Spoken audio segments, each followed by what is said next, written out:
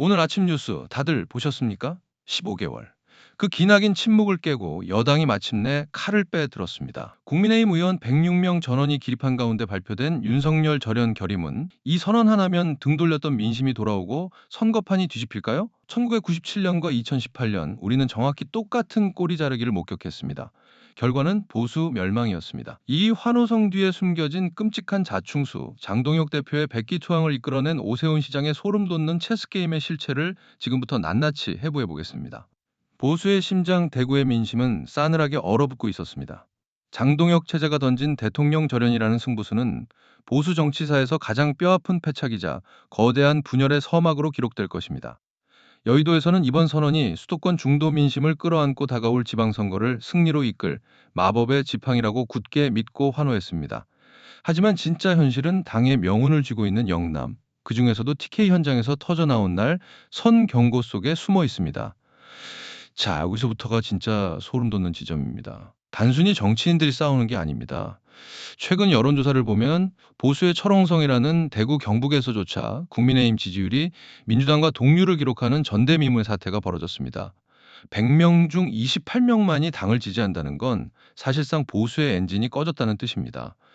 왜 이런 일이 벌어졌을까요? 현장의 민심은 여의도의 계산기처럼 돌아가지 않기 때문입니다.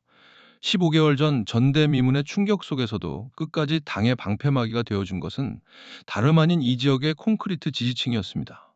그런데 지방선거라는 거대한 선거판이 코앞으로 다가오자 당은 하루아침에 과거를 부정하는 결의문을 통과시켰습니다. 지금 대구 서문시장을 비롯한 보수 텃밭의 바닥 민심은 단순한 실망을 넘어선 분노로 들끓고 있습니다. 정치판에서 가장 무서운 낙인은 정책적 무능이 아닙니다. 바로 결정적 순간에 등을 돌렸다는 주홍글씨입니다.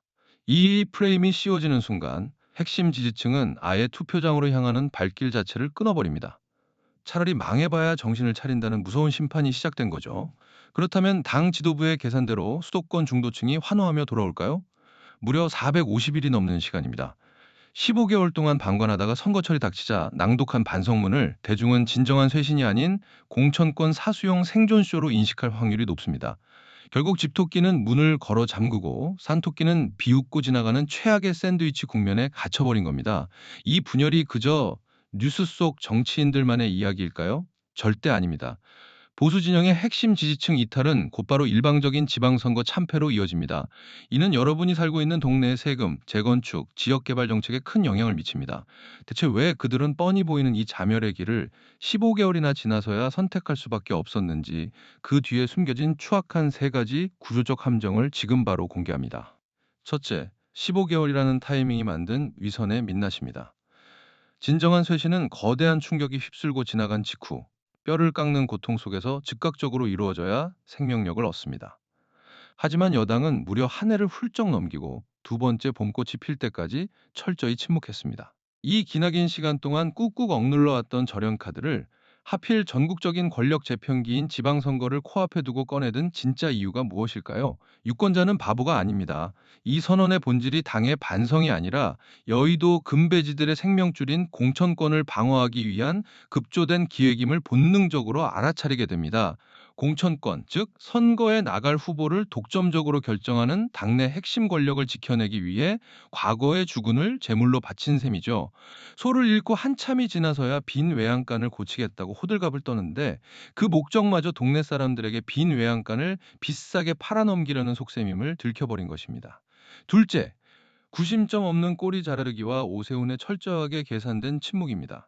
기존의 거대한 권력을 부정하고 새로운 판을 온전히 짜려면 반드시 그 공백을 즉각적으로 메울 압도적인 새로운 태양이 필요합니다. 쪼개진 당을 다시 하나로 묶어낼 구심점, 다시 말해 확고한 차기 리더십이 전면에 나서야만 분열의 파열음을 흡수할 수 있죠. 하지만 지금 여권의 유력한 잠룡들은 철저히 장막 뒤에 숨어 상황을 관망하고 있습니다. 특히 수도권 민심의 상징이자 이번 사태의 숨은 트리거인 오세훈 서울시장을 보십시오. 그는 최근 당의 핵심 절차인 공천 신청 자체를 우회하며 교묘하게 책임의 십자가를 피했습니다. 자신이 직접 진흙탕에 뛰어들어 피를 묻히는 대신 장동혁 대표 체제가 총대를 메고 칼춤을 추도록 한 발 물러서서 주판알만 튕기고 있는 형국입니다. 대한 세력이 자신의 정치적 생명을 걸고 전면에 나서지 않은 상태에서 벌어지는 절연은 혁신이 아닙니다. 메인 기둥을 도끼로 찍어 넘겼는데 새 기둥을 세울 목수는 도망가 버린 꼴이니 남은 건 지붕 전체가 무너져 내리는 붕괴뿐입니다. 셋째, 인간의 뇌를 지배하는 배신자 프레임의 치명적 독성입니다. 왜 보수의 심장, 대구 현장의 지지층은 이토록 격렬하게 폭발할까요? 이는 단순한 서운함의 감정이 아니라 뇌 과학이 증명하는 인간 생존 본능의 맹렬한 발현입니다. 정치 고관여층의 뇌는 외부의 명백한 적, 즉 야당의 거센 공격을 받을 때는 오히려 내부 결속과 전투 의지를 불태웁니다. 하지만 내가 목숨 걸고 지지했던 무리 내부에서 누군가 등을 돌리는 배신의 시그널을 감지하는 순간 우리의 뇌는 극심한 스트레스 호르몬인 코르티솔을 통제 불능 수준으로 뿜어냅니다. 정면에서 날아오는 주먹보다 믿었던 자의 등 뒤 비수가 뇌의 편도체에 수십 배의 충격과 고통을 각인시키는 원리죠. 이 끔찍한 스트레스 상황에 직면한 강성 지지층은 조직을 고쳐 쓰겠다는 이성적이고 타협적인 판단을 멈춰버립니다. 대신 저 배신자들에게 다시 표를 주어 연명하게 하느니 차라리 내 손으로 밥상을 엎어버리겠다며 투표용지를 찢어버리는 가장 극단적이고 파괴적인 징벌을 선택하게 됩니다. 방금 말씀드린 이 분노의 심리적 메커니즘이 단순한 뇌피셜일까요? 대한민국 보수 정치의 역사를 펼쳐보면 이 잔혹한 필패의 공식은 단 한 번의 예외도 없이 완벽하게 작동했습니다. 정확한 숫자와 기록이 증명하는 두 번의 소름 돋는 데칼코마니를 직접 확인해 보시죠. 첫 번째 거울은 1997년으로 거슬러 올라갑니다. 당시 대한민국은 IMF 외환위기라는 국가적 부도 사태와 거대한 스캔들에 휩쓸렸고 김영삼 전 대통령의 지지율은 그야말로 바닥을 뚫고 추락하고 있었습니다. 이때 벼랑 끝에 몰린 이회창 대선 후보가 선택한 카드가 바로 대통령 손절이었습니다. 그는 급기야 대통령의 허수아비를 불태우는 퍼포먼스까지 벌이며 당적 이탈을 맹렬하게 압박하는 초강수를 뒀습니다. 여의도의 선거 전략가들은 이 극약 처방이 돌아선 중도층의 민심을 수습할 신의 한 수라고 환호했죠. 결과는 어땠을까요? 차갑게 식어버린 중도층은 허수아비를 태우는 정치적 쇼에 전혀 감동하지 않았습니다. 오히려 평생 당을 지키며 정권을 만들었던 핵심 지지층의 억장이 무너져 내리고 말았습니다. 결국 이 분노한 집토끼들이 대체제를 찾아 대거 이탈하면서 굳건했던 표심은 산산조각이 났습니다. 당시 1, 2위의 표 차이는 불과 39만 표 남짓, 전체 유권자 100명 중 채 2명도 안 되는 얄팍한 차이로 보수는 스스로 밥상을 엎고 정권을 헌납해버렸습니다. 꼬리를 자르려다 스스로 발등을 찍어버린 치명적인 오판이었습니다. 두 번째 거울은 우리 기억에 훨씬 더 선명하게 각인되어 있는 2018년 제7회 지방선거의 괴멸적 참패입니다. 전직 대통령 탄핵 정국 직후 보수 진영은 거센 폭풍 속에서 살아남기 위해 과거를 거칠게 잘라내며 두 갈래로 쪼개졌습니다.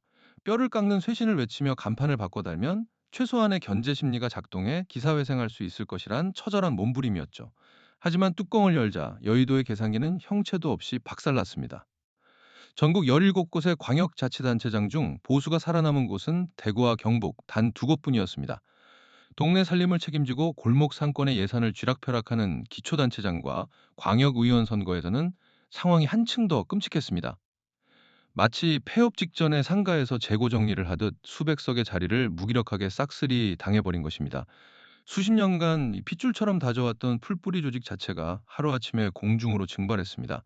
살아남겠다고 분열을 택한 대가는 조직의 뼈대까지 갈려나가는 괴멸적 참패로 돌아왔습니다. 숫자는 절대 거짓말을 하지 않습니다. 1997년의 뼈아픈 대선과 2018년의 처참한 지방선거는 구심점 없는 손절과 지지층의 분열이 어떤 지옥도를 그려내는지 보여주는 완벽한 역사적 오답노트입니다. 그런데 지금 15개월이라는 금쪽 같은 시간을 허송세월하다 쫓기듯 꺼내든 이 결의문은 어떨까요? 정확히 2018년의 무덤으로 제 발로 걸어 들어가는 내비게이션과 다를 바 없습니다. 우리는 지금 과거의 실패를 토시 하나 틀리지 않고 반복하며 똑같이 망하는 길을 향해 폭주하는 거대한 열차를 목격하고 있는 것입니다. 그렇다면 여의도 타짜들이 자기 살겠다고 꼬리를 자르고 밥상을 엎는 동안 우리는 무엇을 해야 할까요? 그저 혀를 차며 뉴스 채널을 돌릴 때가 아닙니다. 이제는 낡은 색깔론이나 당의 간판 따위에 우리의 금쪽 같은 표를 낭비할 여유가 없습니다. 빨간색이냐 파란색이냐 혹은 보수냐 진보냐 하는 허구한 이념 논쟁이 당장 내 통장 잔고를 채워주거나 우리 아이의 미래를 책임져 주지 않습니다. 묻지도 따지지도 않고 원래 찍던 당이니까라며 관성적으로 도장을 찍던 시대는 이미 완전히 끝났습니다. 지금 이 거대한 지각 변동 속에서 우리가 쥐어야 할 단 하나의 기준은 진짜 내 지갑을 지켜주고 내 가족의 안전과 직장 그리고 내가 발 딛고 사는 동네를 확실하게 발전시켜줄 실력을 찾아내는 것입니다. 지금 이재명 대통령이 소모적인 정쟁을 뒤로하고 국민의 실질적인 삶과 민생에 집중하며 국가의 방향을 이끌어가고 있듯 우리 역시 철저하게 실용주의로 무장해야 합니다. 정당의 화려한 로고를 가리고 그 후보가 내놓은 공약을 현미경처럼 뜯어보십시오. 이 사람이 선거철 빈말이 아니라 진짜로 실천할 수 있는 맷집과 행정적 능력을 가진 사람인지 냉정하게 검증해야 합니다. 여러분이 던지는 그 묵직한 한 표는 단순한 종이 쪼가리가 아니라 나와 내 가족의 일상을 지켜내는 가장 날카롭고 강력한 무기입니다. 오늘 이 심층 분수석이 다가올 선거판의 이면을 꿰뚫어 보고 진짜 내 삶을 지키는 데 도움이 됐다 싶으면 지금 바로 시원하게 좋아요 한 번씩 꾹 눌러주시고, 혹시 팩트 체크가 필요하거나 궁금한 정치 이슈가 있다면 언제든 댓글로 알려주세요. 구독과 알림 설정 꼭 해두고 우리 진짜 다 같이 정치판에 휘둘리지 않고 내 밥그릇 확실히 챙기는 똑똑한 유권자가 됩시다.